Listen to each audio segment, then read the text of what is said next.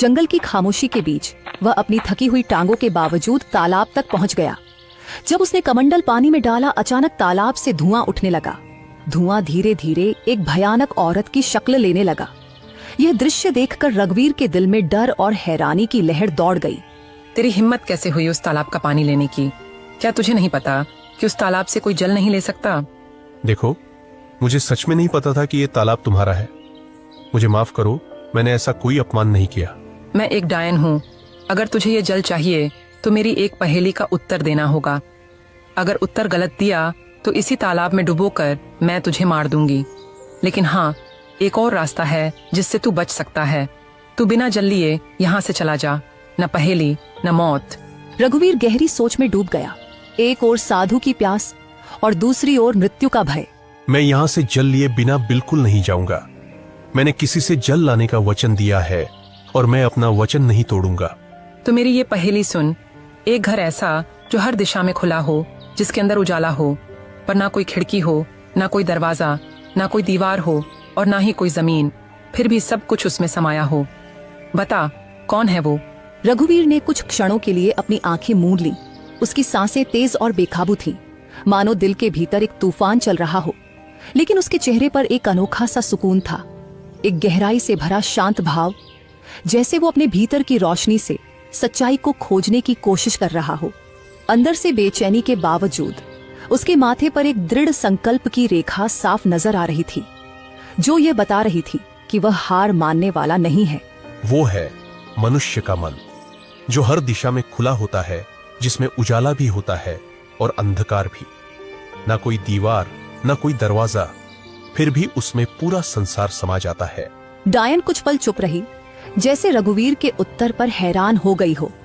फिर अचानक वह जोर से हंसने लगी, एक ऐसी हंसी जिसमें हैरानी, गुस्सा और शायद थोड़ी सी खुशी भी छुपी हुई थी। तू पहला योगी है जिसने मेरी पहेली का सही उत्तर दिया है। जा, जितना जल चाहिए ले जा।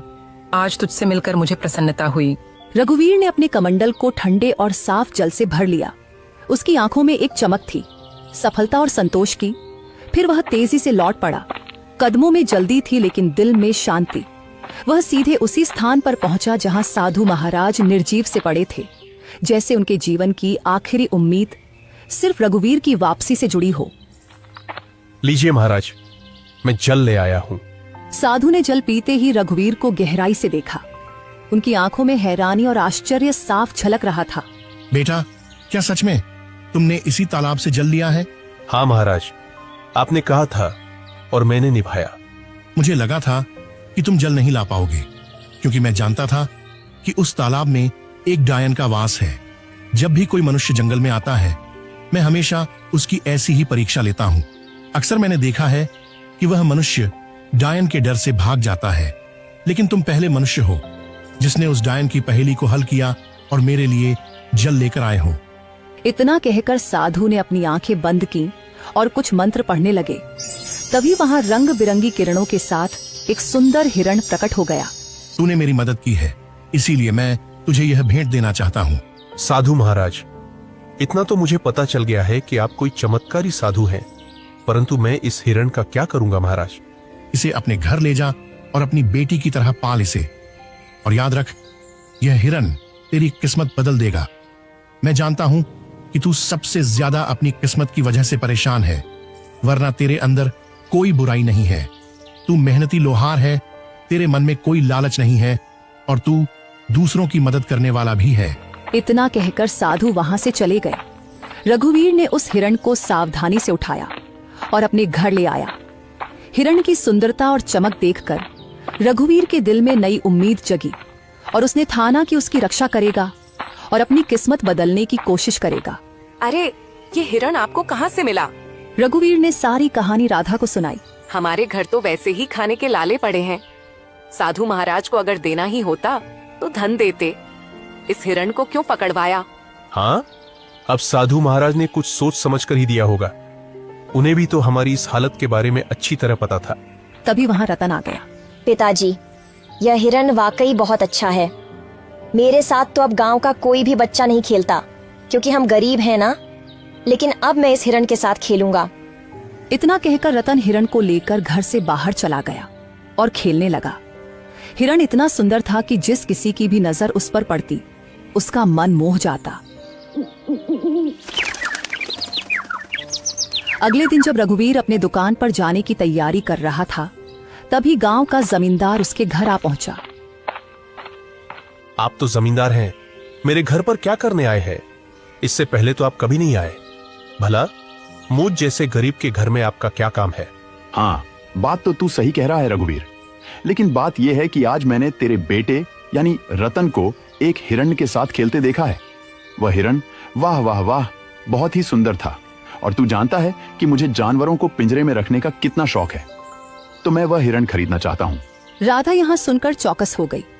वह कुछ कहने ही वाली थी कि माफ कीजिए, मैं वह हिरण आपको नहीं बेच सकता। अरे भाई, मैं तुम्हें इसकी अच्छी कीमत दूंगा।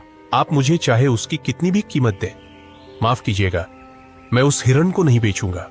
जमींदार क्रोधित होकर वहां से चला गया। आपने ये क्या किया? जमींदार हमें इसकी अच्छी कीमत दे सकता था, हमारी हालत कुछ बेहतर हो सकती थी। मैं यह हिरण नहीं बेचूंगा राधा, क्योंकि यह हिरण मुझे साधु महाराज ने भेंट किया है, और भेंट की हुई वस्तुओं को कभी बेचा नहीं जाता। कुछ दिन ऐसे ही बीत गए।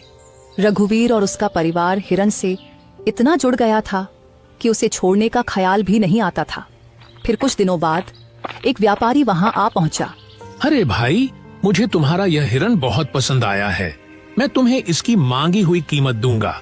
यह हिरण मुझे बेच दो। तुम चाहे मुझे कितना भी धन क्यों ना दो, मैं इसे नहीं बेचूंगा। अरे, तुम गरीब के गरीब ही रहोगे। तुम सामान्य लोहार हो, समझते ही नहीं कुछ। व्यापारी वहां से चला गया। राधा रघुवीर पर गुस्सा हो गई। जब से ये हिरण आया है, तब से हमारा खर्चा और बढ़ गया है। पहले जमींदार को लौटा दिया और अब व्यापारी को भी मना कर दिया। क्यों नहीं बेचा इसे? राधा, न जाने क्यों मुझे इस हिरण से अब एक खास लगाव हो गया है, और वैसे भी साधु महाराज ने कहा था कि इसे अपनी बेटी की तरह पालना। अब ये मेरी बेटी जैसा है, और भला कोई अपनी बेटी अब को मांगी हुई कीमत पर बेचता है क्या? खुद सोचो ना। राधा यह सुनकर चुप हो गई और नम आंखों से मुस्कुराने लगी। धीरे धीरे वह हिरण उनके परिवार का हिस्सा बन गया। वहीं किशोनगर के राजमहल में उदासी छाई हुई थी। राजा विक्रम अपनी 20 वर्षीय पुत्री चंद्रलीका को देख रहे थे, जो बेहोशी की स्थिति में थी। उनके बगल में राजगुरु थे। राजगुरु, क्या मेरी पुत्री ठीक हो पाएगी?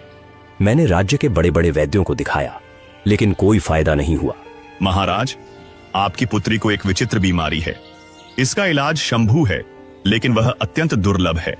तो फिर जल्दी से बताइए ना गुरुजी, इलाज क्या है? ध्यान से सुनिए। एक माया